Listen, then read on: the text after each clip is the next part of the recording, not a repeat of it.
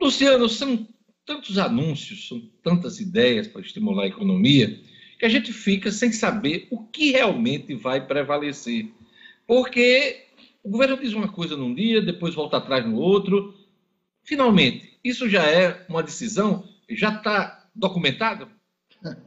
Documentado ainda não, Diógenes. Decisão parece ser, mas por enquanto apenas da equipe econômica. O ministro Paulo Guedes ontem foi ao Congresso, né, lá no Senado especificamente, para exatamente falar com os senadores sobre a questão da aprovação do orçamento. Claro, havia interesse total do Ministério da Economia neste ponto. E ele soltou algumas pérolas. Uma delas é que, na visão do ministro Paulo Guedes, em 60 dias, e aí a gente está falando do mês de junho, quem sabe a gente vai dançar em volta da fogueira de São João, já comemorando isso.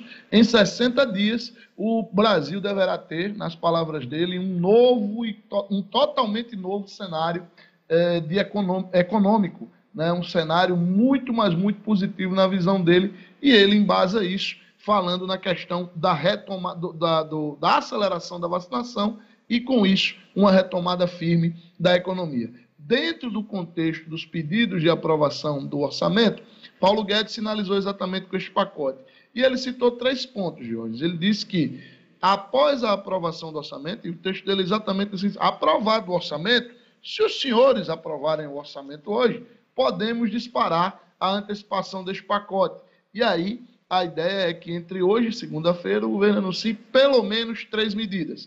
A primeira é a mais esperada pelo setor produtivo, é a reedição da MP 936, que a gente já comentou aqui ontem, é aquela que permite redução de jornada e de salário, com o governo complementando parte do salário, e que só no ano passado preservou mais de 11 milhões de empregos. Para este ano, a expectativa é de preservar pelo menos uns 2 milhões de empregos, Diógenes. Ela valeria, pelo que está sendo dito nos bastidores de Brasília, por 3 meses, a partir de abril. A outra medida é exatamente uma nova rodada de saques emergenciais do FGTS. No ano passado isso também foi feito.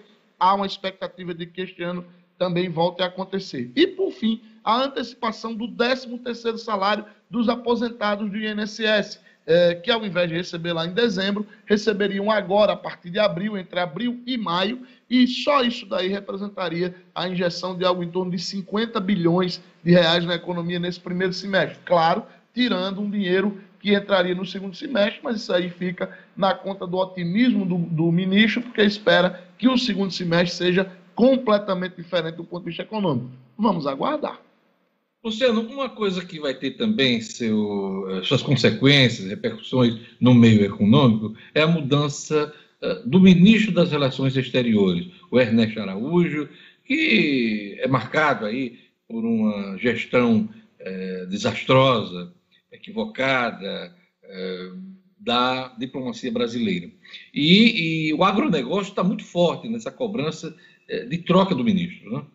Pois é, Deus, o agronegócio dentro do setor econômico, junto com a indústria, é o segmento que mais depende, vamos dizer assim, de um Itamaraty forte, né? De relações exteriores fortes. E como você disse, infelizmente, o Ernesto Araújo, pelo contrário, ele só tem feito trapalhadas, né?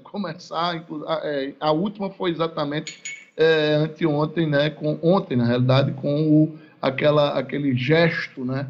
Do assessor dele, o gesto supremacista, que está causando toda aquela polêmica. E o Ernesto Araújo realmente não tem mais a menor condição de permanecer no cargo, e o agronegócio quer indicar este nome.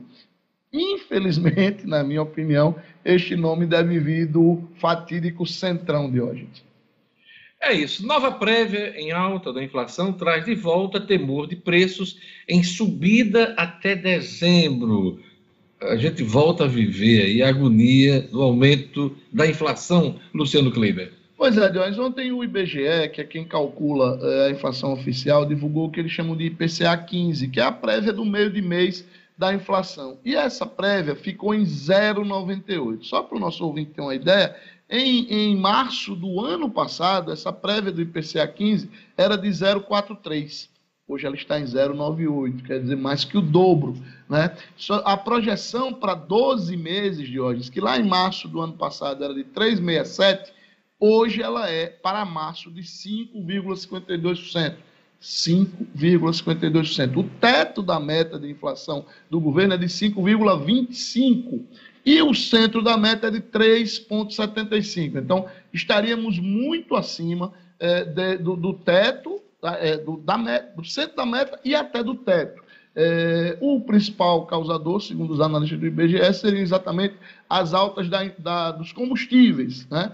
E com este patamar aí em que estamos, é o maior percentual nos últimos 15 anos, tá? É o maior IPCA 15 dos últimos 15 anos.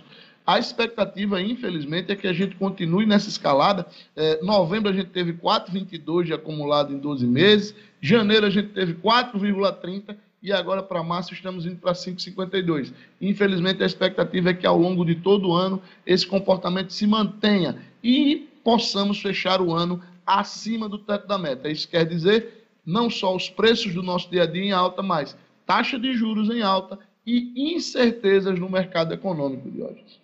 A coluna de Luciano Kleber, oferecimento da Unifarma. Unifarma que já está presente em praticamente todo o Nordeste, são mais de 850 lojas e pode olhar, tem uma bem pertinho de você com preço baixo de verdade, eu garanto. Obrigado, Luciano. Até segunda-feira com as notícias da economia. Até segunda, meu amigo. Um bom fim de semana a todos.